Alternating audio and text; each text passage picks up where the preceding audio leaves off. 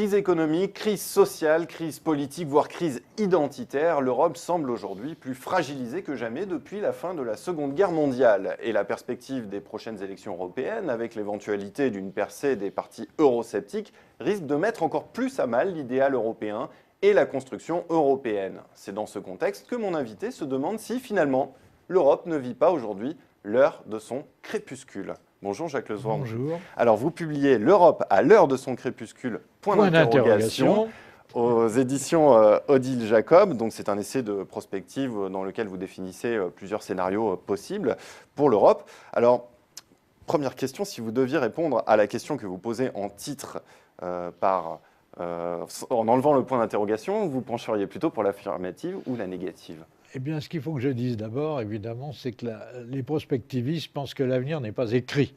On n'est pas en train de découvrir dans la boule de cristal ce qui va se passer. Parce que l'avenir, il se crée à partir de hasard, personnalité, une bataille autrefois, de longues tendances. Par exemple, la démographie apparaît relativement prévisible sur des horizons pas très longs. À des horizons plus longs, c'est aussi mauvais que les prévisions économiques.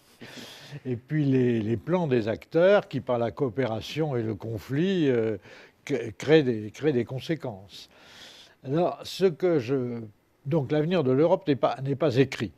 Néanmoins, il y a d'une part une tendance longue à laquelle il faut que les Européens réfléchissent, c'est le rapprochement progressif du revenu par tête d'un Européen du revenu par tête d'un humain.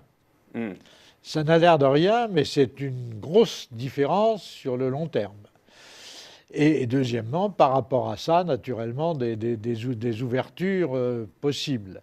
Alors, s'il faut que je réponde, je répondrai plutôt par le fait que nous sommes proches du crépuscule démographique, d'ailleurs ce qui est souhaitable peut-être pour la planète, crépuscule de la part du revenu mondial produite par les Européens, et de ce fait aussi, crépuscule de l'influence intellectuelle de l'Europe sur le monde, même si elle est encore assez supérieure à sa part dans le produit intérieur brut mondial. Alors oui, justement, vous parlez de centre d'impulsion économique. L'Europe, c'était le berceau de la deuxième révolution industrielle.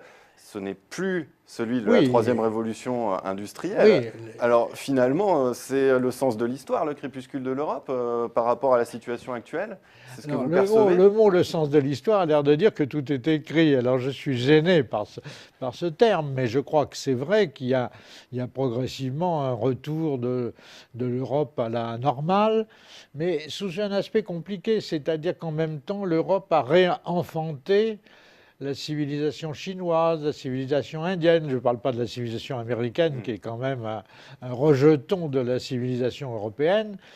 Et je dis quelquefois que, de même qu'à la civilisation grecque du temps de l'Empire gréco-romain, elle n'est plus à Athènes, elle est à Alexandrie, qui est une ville égyptienne. Alors, certes, tout le monde est un peu européen, mais l'Europe en tant que telle n'est plus le même foyer qu'elle a été à l'intérieur du monde. Mais sur cette idée de progrès, vous écrivez que l'Europe se transforme en héroïne de l'humanité, se sacrifiant du haut de ses quelques pourcents de la population mondiale au profit du reste du monde. On pense au thème de l'environnement notamment. Pourquoi cette Europe martyre ? Est-ce qu'on a déjà vu ça dans l'histoire, vous qui faites un rappel historique au départ ? On a déjà vu dans l'histoire que les civilisations finissantes se font une certaine surestimation de leur influence.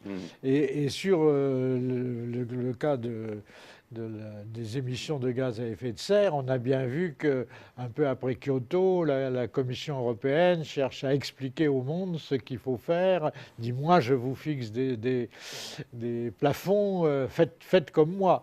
Et Copenhague, à cet égard, a été un échec. Mais échec pas vraiment total, parce que simultanément, tout le monde a dit oui, il faut que nous aussi on fasse quelque chose. Mais c'est nous qui dirons ce que nous ferons.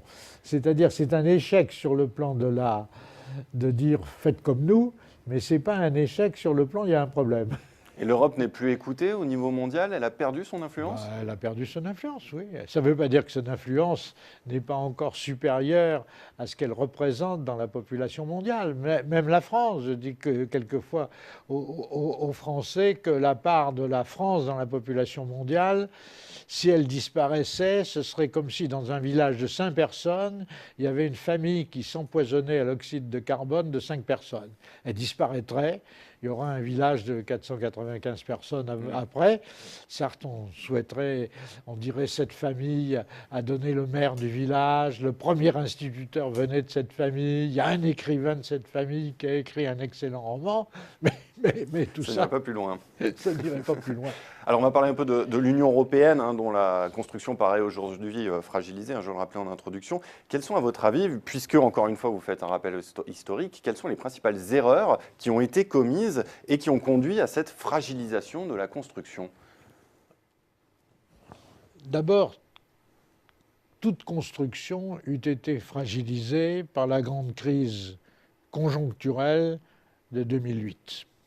Alors je ne développe pas cet aspect-là. Je crois que l'une des causes importantes a été effectivement l'élargissement. Trop rapide? Trop rapide et pas toujours très sérieux. Je sais que j'avais été très réservé et même hostile à l'entrée de la Grèce. Non pas que j'ai naturellement quelques sentiments hostiles à l'égard de la Grèce, mais parce que je trouvais deux choses. C'est que d'abord, poser le problème grec, c'était poser le problème turc. Et que le problème turc était un problème difficile compte tenu du passé de l'Empire turc, religieux, culturel, sous tous les aspects. Et quant à la Grèce, on savait bien qu'elle n'avait pas vraiment réussi, tout en ayant fait preuve d'héroïsme pendant la guerre, à reconstruire un État depuis qu'elle était indépendante. Donc je me posais la question au milieu de l'enthousiasme général qui prévalait à l'époque d'accueillir le berceau de la civilisation européenne dans l'Union européenne. Et aujourd'hui, maintenant que cet élargissement il a été réalisé jusqu'à 28 pays, qu'est-ce qu'on peut imaginer? Une Europe à plusieurs vitesses? Le retour à un noyau dur? Je pense que d'abord, l'Europe à plusieurs vitesses, elle est probablement en train de se construire malgré nous, parce qu'il va y avoir le problème de la Grande-Bretagne, du Royaume-Uni. Une Europe à la carte alors? Oui, c'est un peu une Europe à la carte. C'est pas dit exactement comme ça, mais c'est un peu une Europe à la carte. Si vous prenez le problème des brevets, qui est européen, qui est un problème important et qui a duré pendant des années, les choses ont été décidées grâce au traité de Lisbonne, 2 pays étant contre, l'Espagne et l'Italie, qui n'ont pas souscrit à cela. C'est une sorte d'Europe à la carte. L'Espagne à cause de l'importance de la langue espagnole en Amérique latine. L'Italie, je veux dire, je n'ai pas très bien compris, parce que la Libye n'est pas vraiment un pays où l'italien joue un rôle majeur. Bon.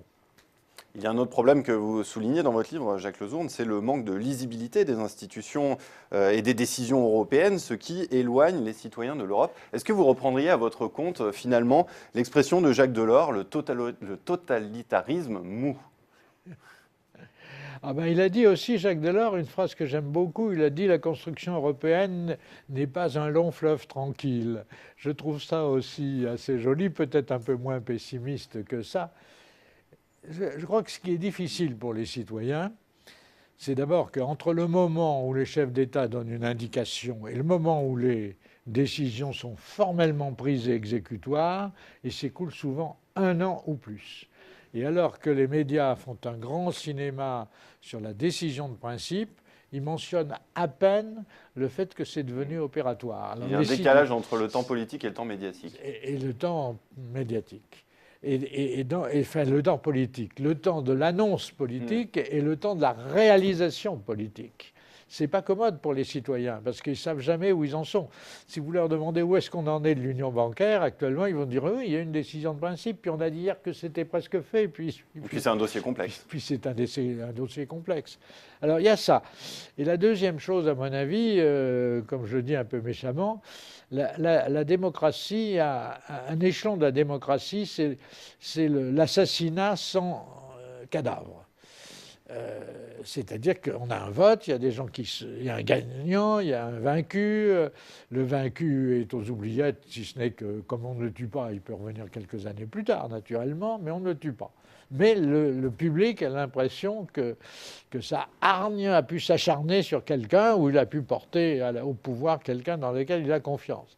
Si vous regardez depuis la récession, enfin disons récente, c'est-à-dire depuis la deuxième crise après la crise de 2008, tous les chefs de gouvernement, à part Angela Merkel, ont perdu leur poste. Alors, est-ce que dans les prochaines années, le plus grand risque qui pèse sur la construction européenne, c'est l'euro finalement, sans gouvernance économique pour piloter la monnaie? Est-ce que, selon vous, vous qui avez réalisé cet essai de prospective, c'est le plus grand danger qui menace la construction européenne? L'euro n'est peut-être pas le plus grand danger dans la mesure où beaucoup a déjà été fait pour le consolider. Et que parmi les pays dangereux, il y a évidemment la France, hein, paradoxalement. Mais beaucoup a été fait dans la voie de la consolidation de l'euro, c'est-à-dire l'adoption d'une politique financière, monétaire et économique gouvernementale. Tout cela au détriment de situations sociales, notamment dans l'Europe du Sud.